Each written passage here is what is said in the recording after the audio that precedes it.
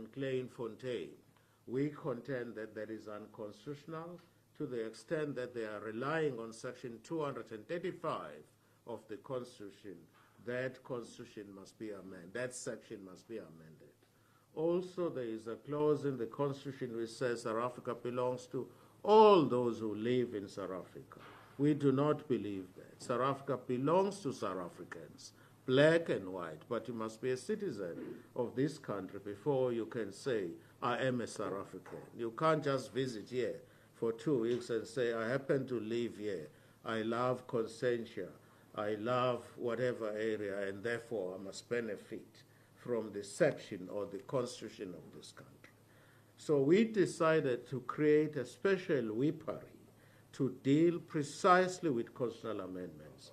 We brought back Commander Nhlamulo Ndlela, who was in the whippery before. He's a powerful, he's strong. He will ensure that at all times the constitutional amendments that we want to bring to the fore are processed without delay. For that reason, we decided to introduce those changes which are necessitated by operational considerations, because we don't want just to be a party which is in opposition. We regard ourselves as a government in waiting. We want to be active and effective in our opposition. So what we have done, the significant change to the whippery, we decided that communication, we have existed in communication without the head of communication. We don't need a whipper in communication, but we have realigned. Instead of having a whipper in communication, rather let us have a whipper to process constitutional amendments for the reasons that I've clearly articulated. This has sparked a lot of debate and unnecessary public attention. Right. And I think let me deal with that squarely and fairly. We have had significant changes to the whippery. I first came here when we first came to Parliament on the 25th of June last year. The chief whip was Sihle Ngubane. Sihle Ngubane was replaced in September last year by Comrade Mzwanele Manyi, who was replaced a couple of months ago by Comrade Colin Makubele. Those were strategic changes designed to ensure that the party has teeth that were not just opposing, but were real and effective. Right. When Commander Manyi, was the chief whip, he made quite a lot of changes to the whippery, one of which was that Nhlamulo Ndlela ceased to be a whip. The other one, Umsezane, was a whip. He ceased to be a whip. Carol was also a whip. She ceased to be a whip. We accommodated the CEOs, as they are affectionately known, Ugama, Umolife, and Montana, as well as Umanyi himself, because we recognize their talent. It was never international news. It wasn't headlines that the MK party is falling apart. This is the first time ever when there is a change made to the whippery, it hits headlines. We don't understand why. We don't understand why. For that reason, let me also explain. When Commander Makubele came, we used to have Commander Nhlamulo Ndlela as a whip of communications. He voluntarily stepped down as a whip of communications and allowed Commander Makubele to take over. When Commander Makubele was promoted to the position now of a chief whip, there was a vacancy, and we have decided to do away with that vacancy. There is no more any whippery relating to communication. It's a strategic change, and it's an administrative change. It's not a caucus issue. It's not a caucus issue. It's an administrative change which we made in consultation with the president of Umkhonto weSizwe Party. He is well aware of those changes. Also, let me add here, I'm the party leader as well as the deputy president of Umkhonto weSizwe Party. The president has made it clear I mustn't be a crybaby. On issues relating to Parliament, if there are any changes of a structural nature, changes that are necessitated because we want to make ourselves effective, I have a final say in that regard, subject to conferring with him where necessary. That's it. Let me now turn to one or two things that have happened since then, and I want to deal with them now once and for all so that they will not arise. When the changes were made, unfortunately we went through a situation whereby we had to terminate the whippery status of Commander Nhlamulo Ndlela. He was a deputy whip, remember, and no longer a whip. We decided to terminate that for the reasons that were given to him. There is a letter that was written by my office on the 23rd of June 2025, which was formally handed to him, right, in terms of which his whippery status as a deputy whip, in terms of which that was terminated. There were reasons clearly articulated in that letter. Following that, obviously, it meant he was no longer part of the whippery, because whenever we meet as a whippery, it's always myself, the chief whips, the deputy chief whip, and all other deputy whips. So a group of about 18 or 19 altogether.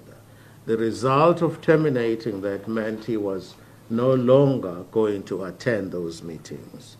He rocked up at a meeting and said he did not get the letter. His case was that he did not receive the letter terminating his membership as a whipper. The chief whip immediately said at that meeting, if you did not receive the letter, we will give you the letter after the meeting. After that, he came to me and raised the issue that he did not receive the letter. I said to him, we can't talk about the letter that you say you have not even received. Once you receive the letter, we may have a discussion along those lines. But also interesting, at that point, his defense or his excuse was he has not received the letter. He doesn't know what we're talking about. Alternatively, that his removal must be sanctioned by the president of Umkhonto weSizwe, which is clearly not the position. All along the changes that have taken place, the president of Umkhonto weSizwe was never involved. When it became clear that Commander Ndlela has in fact received the letter, his story changed. The letter is not authentic in as much as it's my electronic signature which appears on the letter, right? Now, it is important to say his stance initially was that he did not receive the letter.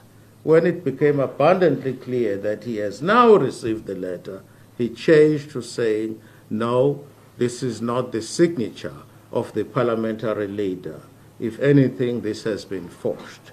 Let me confirm categorically that the letter came from my office. It was on the strength of that letter dated the 26th of June, 23rd of June, in terms of which Commander Ndlela was removed.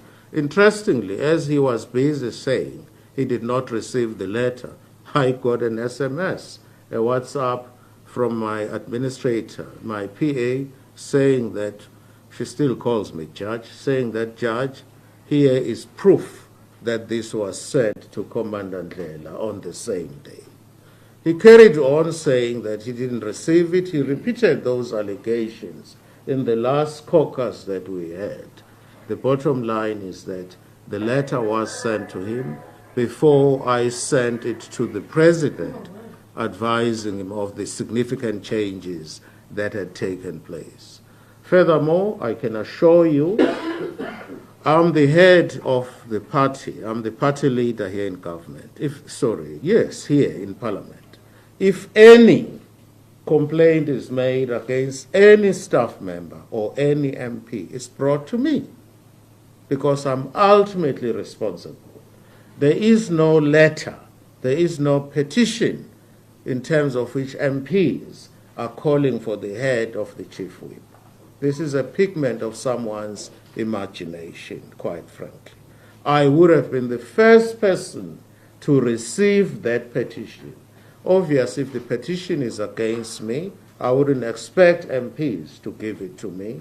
They would probably give it to the chief whip, who would in turn forward it to the president, who is sitting in Nkandla comfortably now. So the suggestion that there is a letter here, that there is a petition here against the chief whip is quite frankly nonsense. It is nonsense. There is no such. I have not received it. As a matter of fact, I asked Ubaba as late as last night to President Zuma. There is no such letter. Colleen Makubele remains a chief whip here. She is very good. She is very effective as a chief whip. She is good. I'm not undermining the predecessors, but she is the kind of a chief whip that we need now to take the party forward. I confirm, therefore, categorically that there is no petition against the chief whip. And she remains our chief whip. She will remain as such until she is recalled strategically for one reason or the other. I wasn't born a party leader myself. I could be recalled one day in the interest of the party to move forward. So if she is recalled, anyone who is recalled, it is in the interest of the party to move forward. Normally people are recalled from one position and redeployed, even within a party. It happens the party is new. Don't judge us with reference to parties which have been around for a very long time, like the ANC and the DA. We are new, and we have attracted members from all walks of life.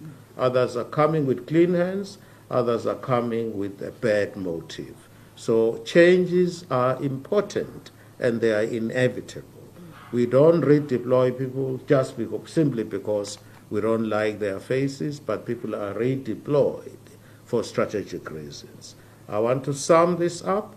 This is the first time when there are changes which are made that it becomes international news. So I see no reason why the redeployment, the fact that Commander Nhlamulo Ndlela is no longer a whip, I see no reason why it should be headlines. It doesn't indicate that the party is falling apart. We have been here. I've been here in Parliament, leading this Parliament caucus for a year now. It's just over a year. The party is not falling apart. Secondly, there is no petition here at all in terms of which Commander Makubele is being kicked out. If anything, she has done exceptionally well. Within the caucus, you do have a couple of people who want to push their own agenda, and I think you know them by now. And finally, I can confirm categorically that the letter dated the 23rd of June, 2025, emanated from my office, the person who actually, like all other correspondents, to Commander Nhlamulo. And then obviously, based on what happened at the meeting, this closed meeting of the Whippery, I had to forward complaints. I forwarded a report to the President relating to unfortunate events that happened there. I don't think there is much to add in that regard. I'm going to hand over now to the Chief Whip, who will take you through some of the significant changes. I can tell you straight away what we did just by way of background. Stop me if you think I'm talking too much. I'm trying to impress this young lady. If you encroach in my area, I'll stop you. Oh, all right.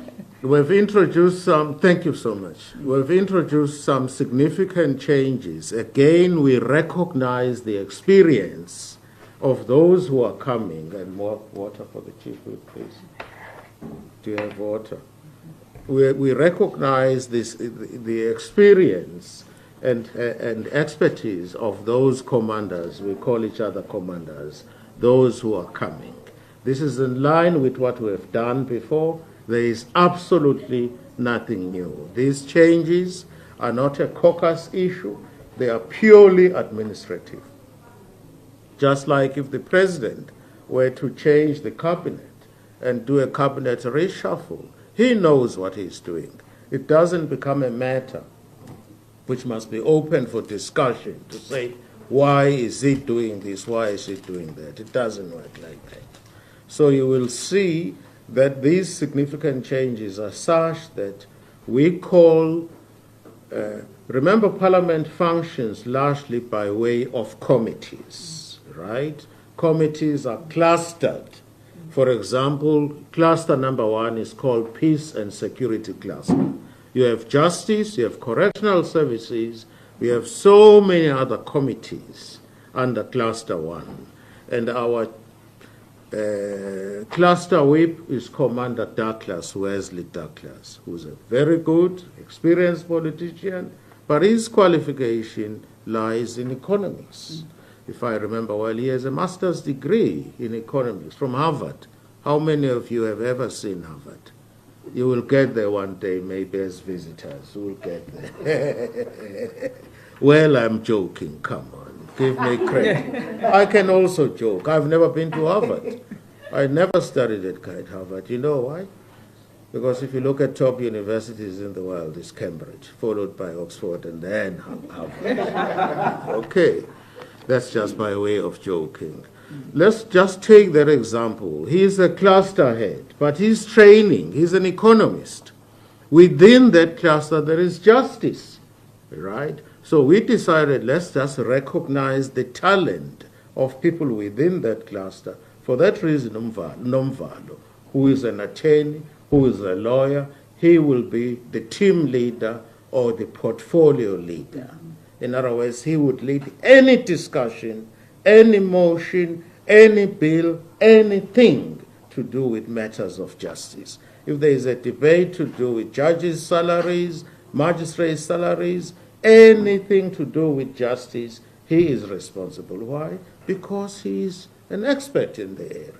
And we also want them as portfolio heads, as portfolio leaders, if you like, to ensure that they pick everything every day in the committees.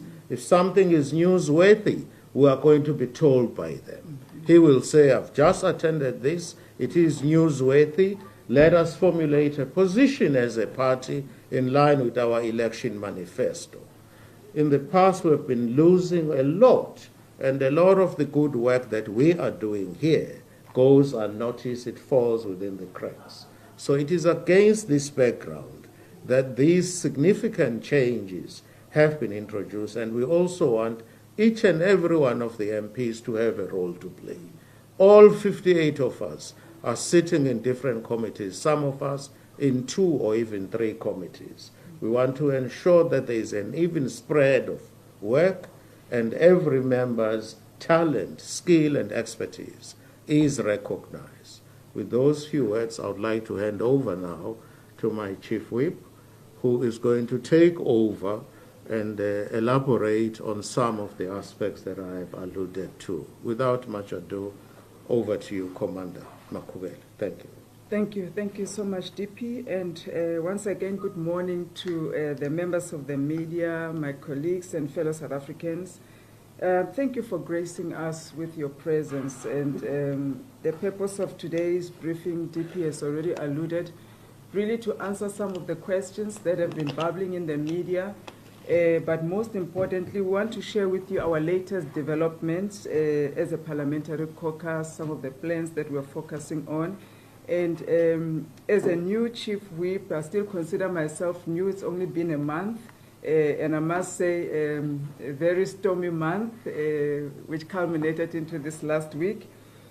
But it has been a very productive time, and I appreciate the full cooperation of all the members of the MKP caucus, including the staff. And let me extend, as a start, my gratitude once again to President Zuma and the collective leadership of MK Party for entrusting me with this responsibility.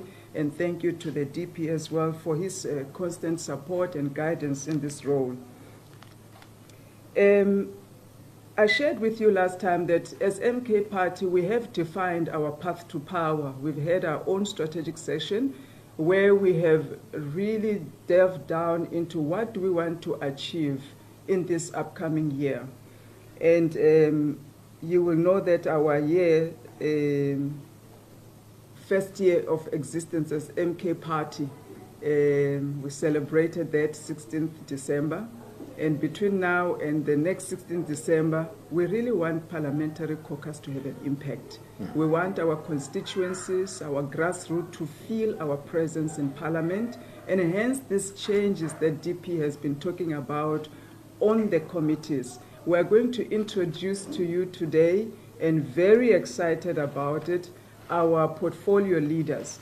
These are the leaders that, as we move towards our path to power and considering ourselves as a government in waiting, they are going to ensure that on each and every matter that affects South Africans nationally, locally, internationally, provincially, they are able to answer. They have the experience, they have the skills, and you would know if you want somebody in the public service administration, this is the leader. Other parties or other parliaments around the world may call these shadow ministers. We want to shy away from shadow ministers. We call them portfolio leaders as we move towards our path to power. So you'll be introduced to them. We'll share with you that excitement that we have.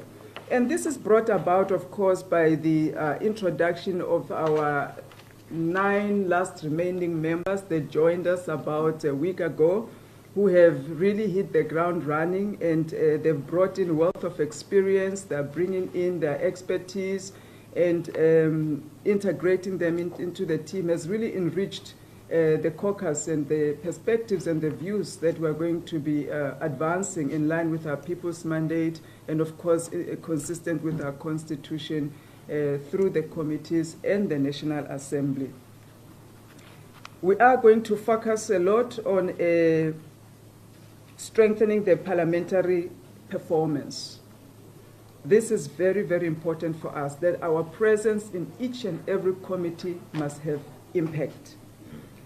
We spoke about the changes in the whippery, which aligns to this vision. The whip of legislation is very critical for us. When we come into power, there are certain legislations that we want to be governing with. Land without compensation, expropriation thereof, decolonization of the economy, and many other proposals, land reforms that we are proposing now in our private members' bills through engagements with the over 26 bills that the National Parliament is busy with at the moment. And we need to give inputs and make sure that our constituencies on the ground attend the public hearings, ensure that when we get to debate them, there's really well-researched inputs into those bills and those legislative proposals. And that's why this whippery is so critical for us, and it's aligning our path to power with what is in our people's mandate. So you'll see a lot of that coming up. We are also focusing on enhancing our public engagements. We do understand that our connection with the grassroots and mobilization of the grassroots through our constituency work and oversight work is very, very critical. And hence these alignments that we have made in the portfolio committees and how we're going to posture ourselves in our debates in the National Assembly becomes very critical. And some of this, you begin to feel them as time goes on, as people settle in their new roles. Sectoral engagements have become very important through churches, union, traditional leaders, small business, etc. And that's why we have made all of these changes that we are talking about today.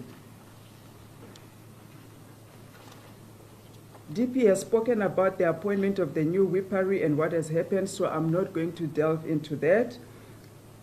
But I think looking at South Africa and the juncture that we find ourselves, with unemployment of over 40%, especially youth unemployment, and African women facing over 51% of unemployment, and we can see that the government of national unity is failing.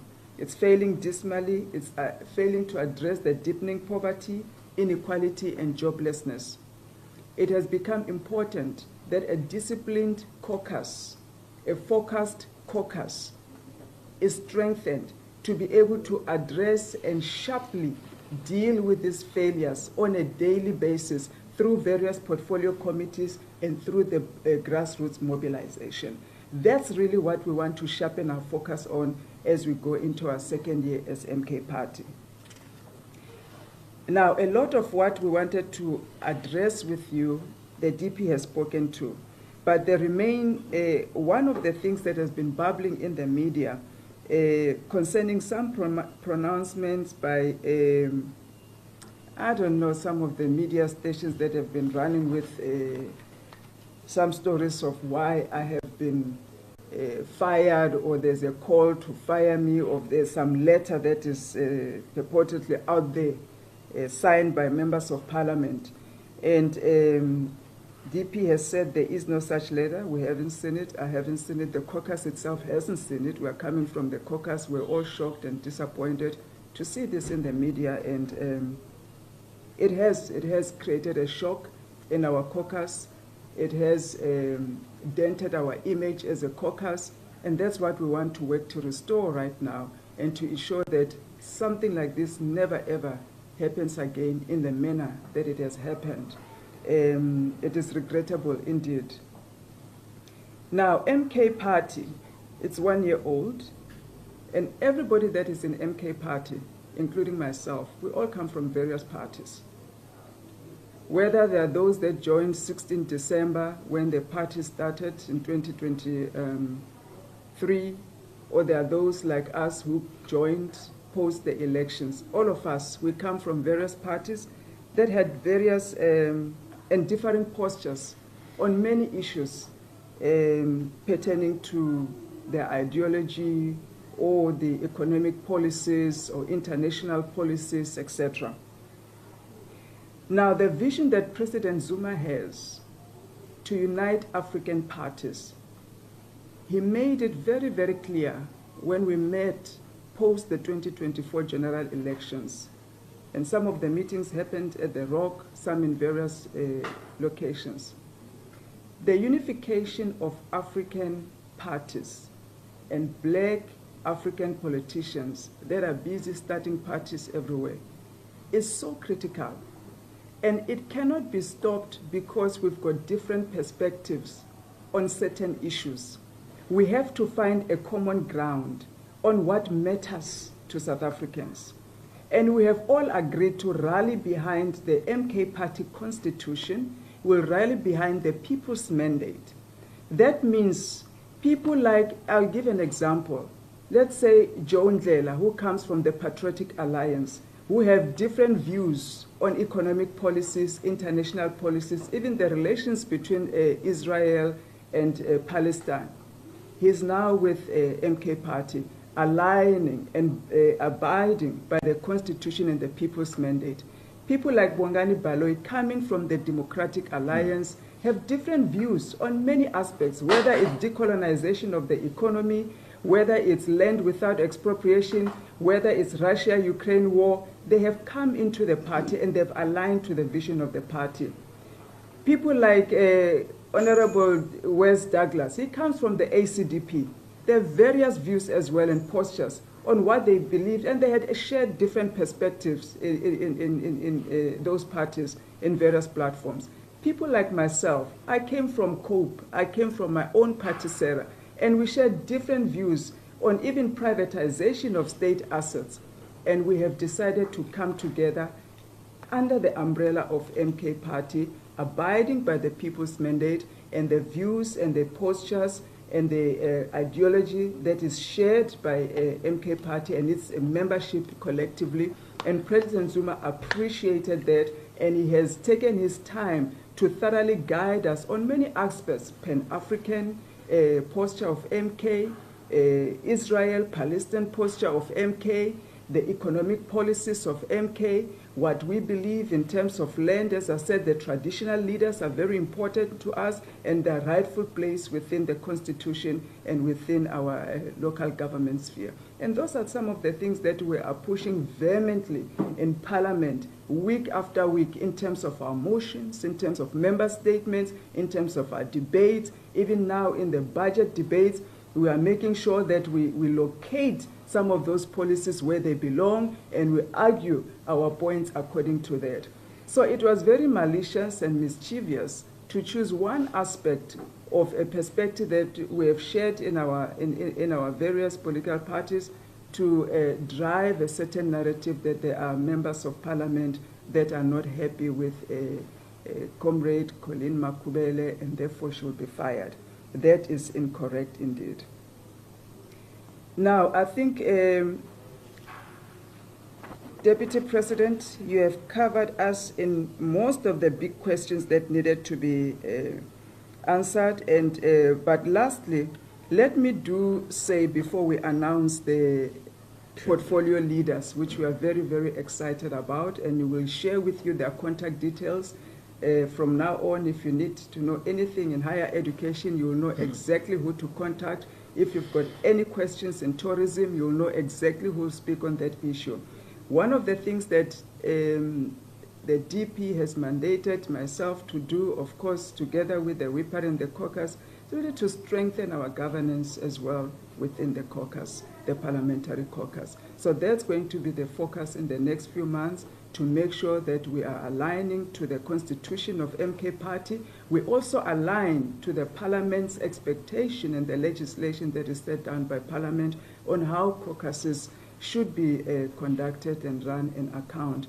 Key to our strategy is accountability, not only to the party, not only to our constituencies, not only to those that we serve in South Africa in general, but to Parliament and also to all the various stakeholders that we need to be accountable to. And on that note, I will allow the DP. Do you want to announce the names? All right. I will gladly do this. Thank you. Thank you so much. These are the names. We call them portfolio leaders. Portfolio leaders, not ministers. We're not ministers. We're not in cabinet.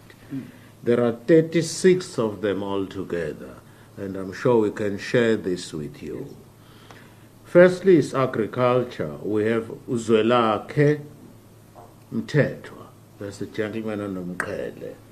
He sits in that portfolio. He's well known. Appropriations, Usanele Mwali is our auditor. We have him there. Thirdly, Auditor General, Uwenzokuhle Ndlela. He is one of the deputy whips, an accountant by profession. Basic education, Usphetho Mkhize. He's currently doing his PhD on education. I think social science. Communication and technical, and one of the newly appointed MPs. So you can see we're recruiting talent. Communications and digital technology, Vusi Shongwe, he was here earlier. Cooperative government and traditional affairs is called, was this CODCA? Yes, COGTA. It's Jeffrey Mtolo. Correctional services, Ulungisani Shangas. Defense and military veterans, Uzibuse Cele. This is one MP, he's on a wheelchair. He was a soldier before, so we've put him there. He knows everything about defense, but also he is on a wheelchair. We also want to make it very clear to all and sundry that when we say we support disabled or differently able South Africans, we mean it. Right, correctional services, sorry, why am I going back now? Electricity and energy, Brian Molife. Employment and labor, shares. This is finance and financial management of Parliament, Des van Rooyen. Forestry, fisheries and environment, Utsepo Temba. Health is Patrick Motibatse. High education, Umnqobi Msezane. Home affairs, Usihle Ngubane. Human settlements, Thulani Gamede. International relations and cooperation, Commander Wesley Douglas. Justice and constitutional development, Usbonelo Nomvalo is an attorney by profession. Land reform and rural development, Khayelihle Madlala. Mineral and petroleum resources, Ulikhonono Slepe. The multi-party women's caucus steering committee, Mabel Khwekane, commonly known as Shelley Brown. Planning, monitoring and evaluation, Umzwanyele Manyi, the former chief whip. Police, It's David Skosana. Everybody knows Baba Skosana. Presidency, that's women, youth, children, people with disabilities, Umeipen Khwekane, Shelley Brown. Presidency, State Security Intelligence, that's Colleen Makubele, the one and only Chief Whip. Police, Public Accounts, Talent Ekbega. He's also an accountant. You can see we have lots of accountants here. Right? Talent Ekbega is an accountant. Public Service and Administration, Ukukulethu Mchulu. Public Works and Infrastructure, Nkosinathi Nxumalo Uzwide. Science, Technology and Innovation, Uthembinkosi Mjadu. Small Businesses and Development, Carol, Commander Carol, Carol Mfakhane. Social Development, Nowethemba Mzweni. Sports, Arts and Culture, Ugift Mutaung is one of the new MPs. Tourism is none other than Commander Moodley. He comes from eThekwini, well known. Trade, Industry and Competition, Siyabonga Gama. Transport, Lucky Montana. There is nobody here who does not know Lucky Montana. Finally, but by no means least, and that's number 86, Water and Sanitation, Commander Visvin Reddy. That gives you a total of 36 portfolio leaders. Their numbers are available. We will share them with you. For example, if an issue arises in Parliament, you want to know the views of the MK party with regard to water and sanitation. Don't come to me. I know nothing about water and sanitation. Don't go to the Chief Whip. Maybe she knows a little bit more than I. But Vis Reddy would be the person to contact. If it's matters of justice, I've made an example, don't come to me. Don't go to anybody else. Go to Commander Nhlamulo. If it's issues of transport and so on and so on. So all 36 portfolio committees in Parliament are covered here. This does not mean the whips of the clusters, the cluster heads, have been done away with. No. If you remember the example I gave you before, the very first cluster, which is peace and security, we have Commander Wesley Douglas, whose expertise and training is in economics. He cannot be expected to do justice to issues of law. That's why he will remain the cluster head, but there will be a specialist, right, working very closely with him to ensure that all matters pertaining to justice are brought to the fore. With those few words, please join me in welcoming this new team. It's not a new team, but we have realigned the team. It's important for you now as the media to liaise with them directly so that you get it from them. You want any information relating to any of these portfolios, these are our experts. These are our experts. Go to them, please. They will be able to articulate for you a clear position of MK Party, which is found clearly on our constitution, among other things, but most importantly, on the People's Manifesto. Indeed. All right, so over to you. Thank you very Chief. much, Thank you. DP. Now, we're going to allow one round of questions because members of media, please bear with us. The letter dated 23rd June with various issues raised by the DP, complaints about certain members of Parliament. It's authentic, it's valid, it's signed by him, but we cannot delve into those details. It's sub judice.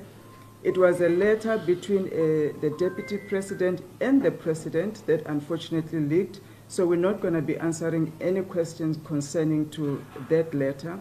And we have answered to you most of the things that we felt was important to clear in the air. Frankly, we'll be happy if there are no questions and we allow the party to run its processes, and then they will come back to us.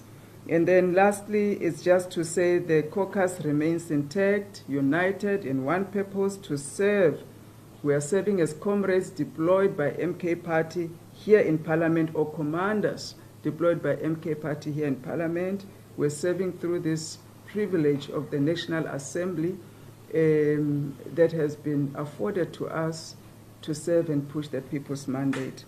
And we thank you so much for coming to listen to us. Just one round of questions. A lot of questions we'll not be able to answer. We're not being rude, we're not being funny, and we appreciate that you have come. But please understand the sensitivity around a lot of issues, and we will attempt to answer. We have, through the DP, requested that Commander Nhlamulo cease from talking on this matter as well in the public media, because he's one of the affected parties, and we want to allow the party leader and myself, who are mandated to talk on behalf of the parliamentary caucus, to talk to you today. And after today, just allow us to run this process to its conclusion, and we will periodically have this press briefing on issues pertaining to the developments of our work in Parliament, share with you what our plans are, topical issues or issues of interest pertaining to us advancing our people's mandate, and various things. We'll be communicating from time to time, and we appreciate this relationship and your presence. Thank you again. Just one round of questions here. All right, so can we do Jason, Kevin, Andrew, anybody else? Yes, last round, and then that's it. Please, when you do say the questions, just say where you're from and then follow through with the question. This is the only round.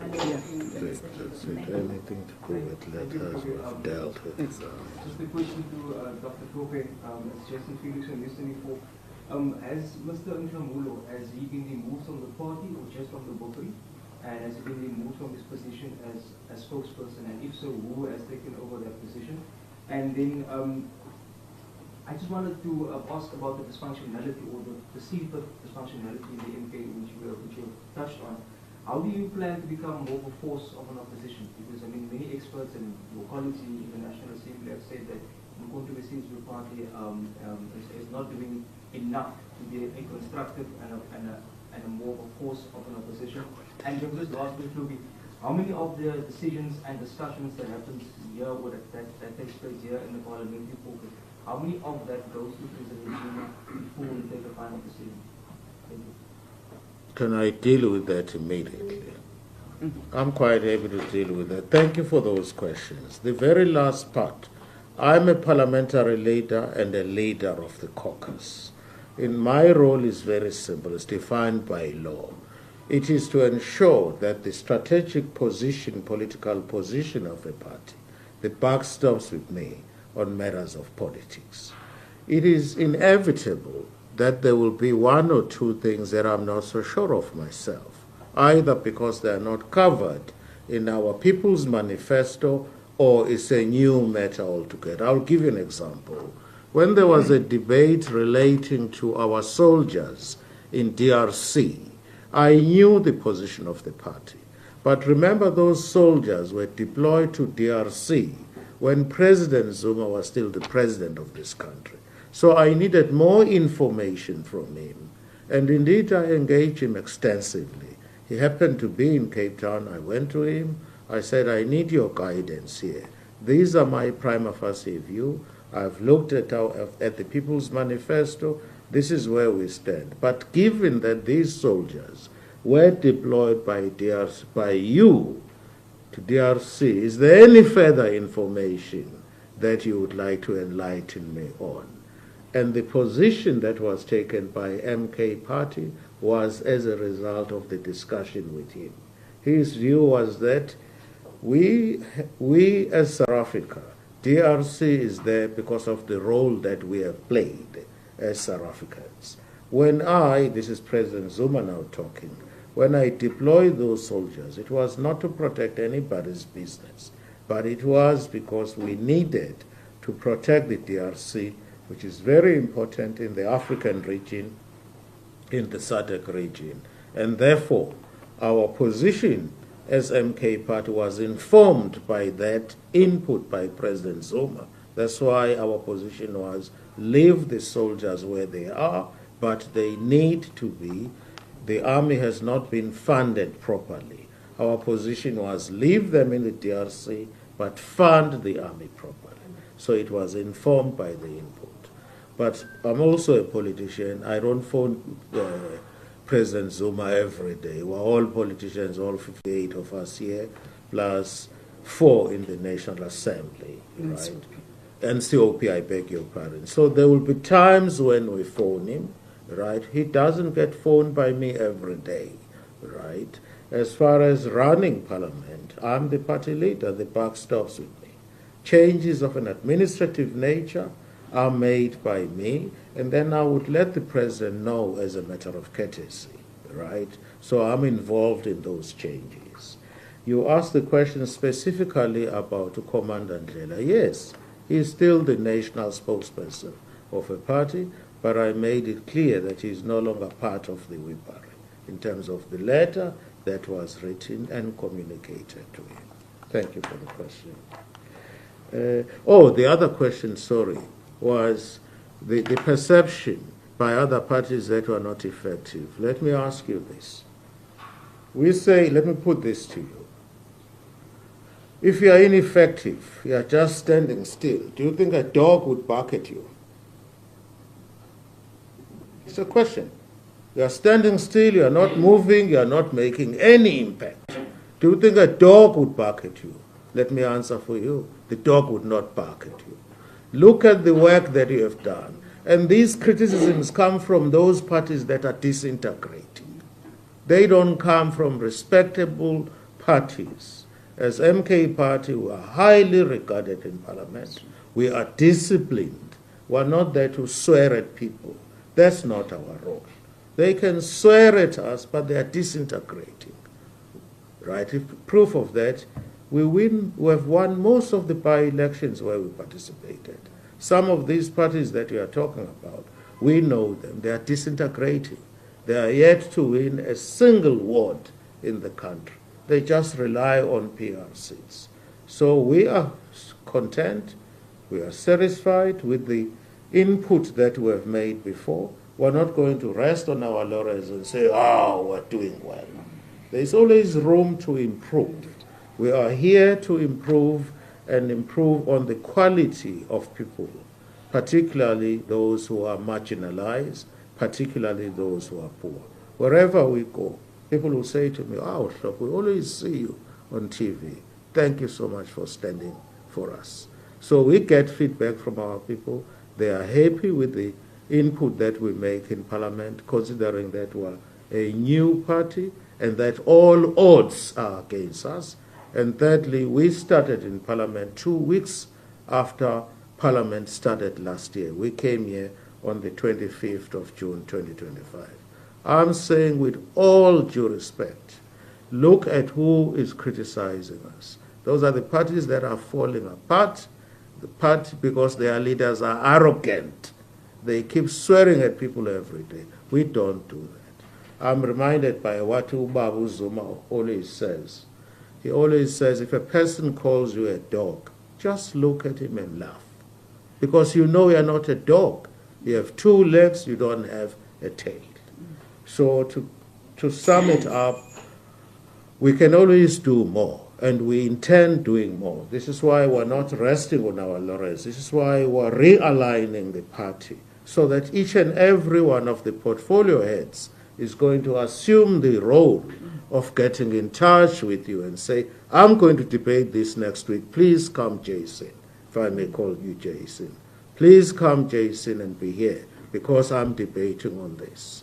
So we are trying our best to improve on our performance. We don't care about dogs that are barking at us. If a dog is barking at you, it shows that there is movement, there is life.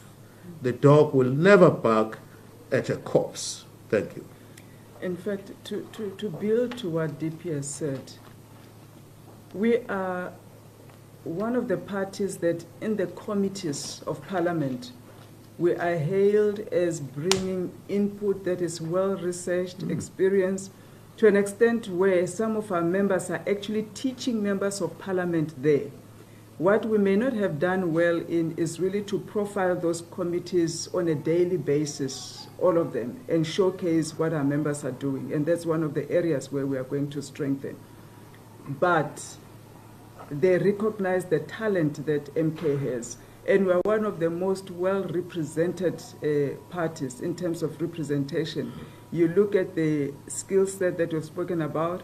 There are those that are disabled here, and they're bringing inputs from the defense, the military. We've got the less educated with less formal education. They are here as well. They represent a significant portion of our constituency, and they're able to speak to the heart of they are well-connected, unfiltered connection with the constituencies. They may not speak English like me and you, the way we want to hear it, but they speak sense. They speak the heart of the community. They understand what it is that government ought to be doing to address the needs of the people. So we're doing very well in terms of that, but we can always improve and we can always profile it better. And we're going to be working on that very, very hard going forward. Thank you. Just reaction to alleged friction between you and the party President Jacob Zuma over your intervention there in the MK Mpumalanga convener court case in the Mbombela High Court. Apparently that your intervention there paved the way for the party to lose that case.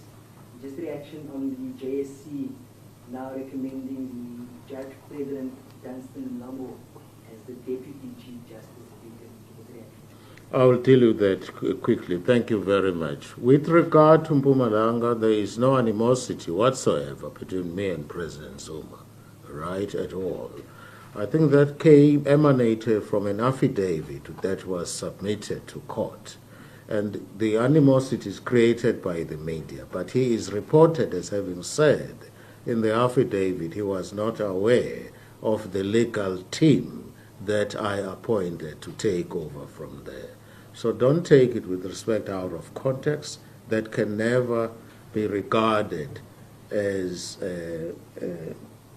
what's the term? That can never be regarded as evidence of any hostility and or tension. I engage regularly with President Zuma on matters of mutual interest. Remember, I'm his deputy. I haven't sensed anything. So media, please desist from making stories that don't exist. There is no animosity between President Zuma and I. On the issue of the JSC recommending Justice Dunstan Mlambo, we as the MK party, I personally wrote a letter, we objected. We were conducted as the opposition. We objected to him. I made it clear that he should not be appointed as such, right? We objected. Obviously, politics is about numbers. I don't even sit on the JSC. He was recommended. It's something that I cannot change. But our official position as the MK party, we objected to his candidature, and I gave detailed reasons, right, which are not relevant for this purpose. Thank you. I can deal with the next question. I prefer to answer one question at a time. I'm getting old now. All right, so we're going to do just one more question, and then in the interest of time, we're going to have to wrap it up. So, newsroom, I think there's a question. I think there's a lady there. Okay, while we are on matters of the JSC, you were outlining the party's program. What is the party going to do to push for your seat that you rightfully have on the JSC and which has been unfilled since the last nomination of yourself? Thank you. The seat is waiting for me, and I'm glad nobody is warming it. We know why I was excluded.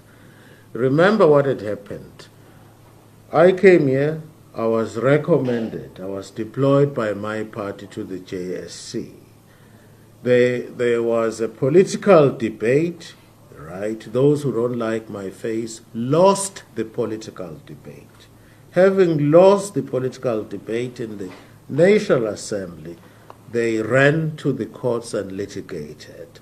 The courts found in favor of those who don't like to see my face, right?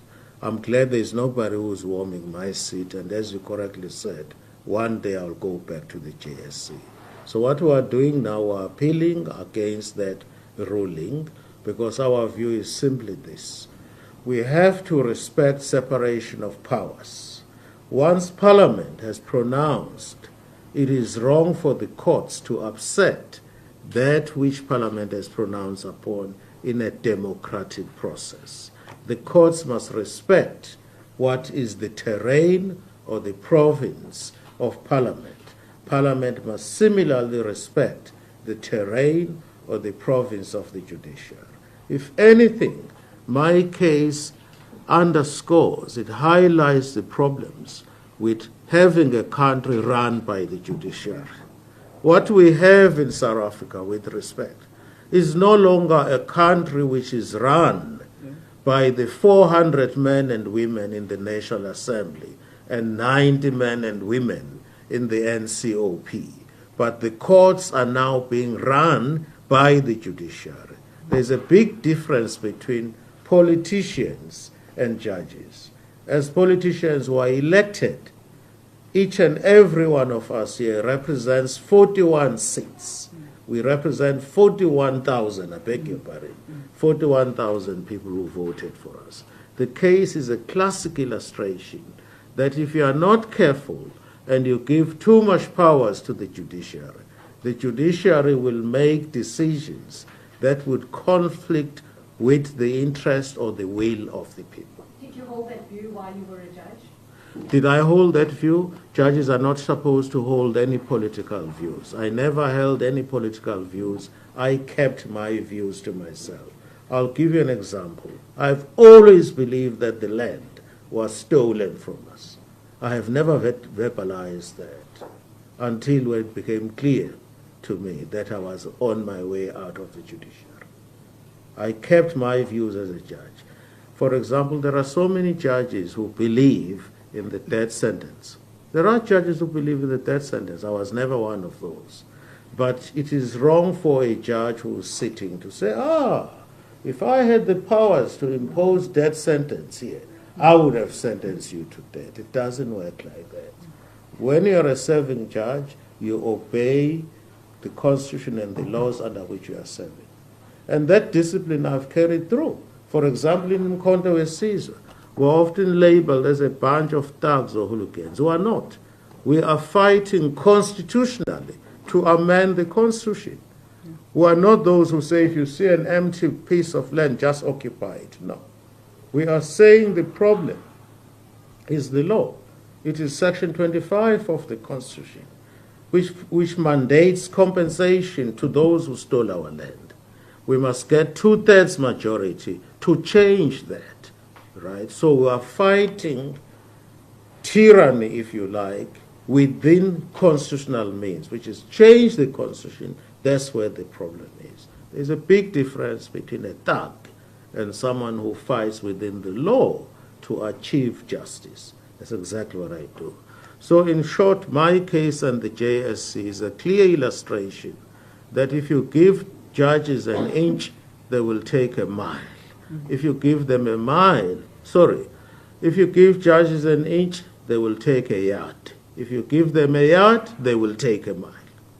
It clearly illustrates that the Constitution, by having this wonderful Constitution in the world, we have ended up with a situation whereby the judiciary is far more powerful. Finally, on that issue, if you look at events elsewhere, I think it was in the newspapers, it was widely publicized. A lot of countries are aware that the judiciary is powerful and that judges may abuse their powers. In Mexico, for example, this is the first country, it was reported about 5-6 weeks ago, where judges are now being elected. They have moved away from appointing judges. Judges in Mexico are being elected in the same way as politicians are being elected. The reason is plain enough. It's because the whole notion of judicial independence is a myth. Judges are human beings. Judges are human beings. When you put it this way, a completely unambiguous statute is yet to be enacted. So your background, where you're coming from, your position in society, your upbringing, all these things come to the fore when you interpret legislation. Take it from me. I was a judge for 29 years. I know what I'm talking about. So the whole notion of the independence of the judiciary is, at the end of the day, this case of mine illustrates that sometimes you end up with results which are unintended and nobody is talking about it. So we are going to appeal because politically the case illustrates exactly our point. You give judges too much powers, they end up running the country. Judges are not elected in this country, but politicians are elected. I represent 41,000 voters. You also represent 41,000 voters. Judges represent no voters at all. Thank you. Thank you very much. All right. Thank you. Let's Yeah. conclude Thank you so much. our session. In the interest of time, we have to close it here. But thank you so much, and we'll see you in the next one. Thank you. Thank you very much. Yeah. Then I'm sorry.